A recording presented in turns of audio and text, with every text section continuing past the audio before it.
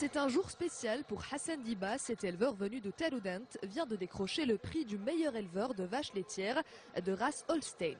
La race bovine la plus spécialisée en production laitière. Elle est aussi considérée comme la championne du monde en quantité de lait produit. C'est la plus belle distinction pour un éleveur. Ce prix récompense le travail sur l'ensemble du troupeau et pour le développement de la filière.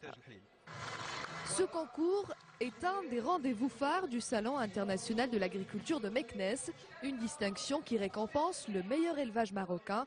Les sélections se font sur la base de plusieurs critères, notamment la qualité laitière des vaches de l'élevage. Ce que l'on choisit sur la race, c'est bien sûr les qualités qui vont permettre à la vache d'exprimer son potentiel laitier et de produire du lait, c'est-à-dire le développement de l'animal, sa taille, sa profondeur, mais également sa capacité à produire du lait dans une mamelle très fonctionnelle, donc une mamelle bien attachée, peu volumineuse, qui se traite facilement.